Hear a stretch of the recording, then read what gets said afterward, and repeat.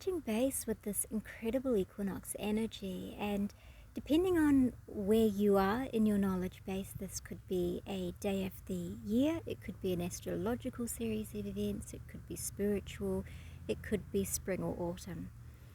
And it's just one of those moments in time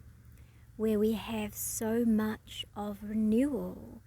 that the end of the old is starting to be really significant to many people. And what I really wanted to share with you is how people around me have been experiencing this in different ways, friends, clients, myself, and give us just a little bit of patience and kindness. For some people, this week and the lead up to it and the week that we're moving into is feeling like hope and bliss and excitement and all of the new, which I would move into that spring analogy. But for others, they are aware on so many levels of the movement and the release of old ways of being or doing or interacting with each other. But this awareness is coming through as a feeling of sensationless or void. And if you're moving through a void experience, I just want to share with you how that is framed for you and what else there is. So traditionally a void is a lack or a dark space. But if you think about it in terms of how we've been taught to hear words, then you will find that if we've been taught to hear words audibly in language and we move into this void, we may be given words as light or music or imagery. So within this feeling of lack, and not that there's nothing there, but that there's nothing familiar there, or parts of your world have gaps of familiarity,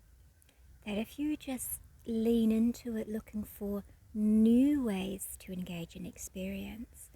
you may find some real magic waiting for you. Regardless, it's all right to have these spaces that have been cleared and to not need to call them back and to not depend on old bricks we laid in the way that we learned how to engage and relate and diminish ourselves or moving into receiving, right? So just be kind to yourself. If the energy increases on the world and you feel like there's a lot going on, take that time to ground and breathe. If you are basking in moments of sunlight or friendship or feeling that connection to the collective, to source, to your heart self, feeling your higher self and engaging in that beautiful soul experience, lean into it, bask in it, take the time. But always, always, always, whatever you're feeling is valid, and give it time to find its way through those emotions so that we can honor them, so that we can live in them and become more and more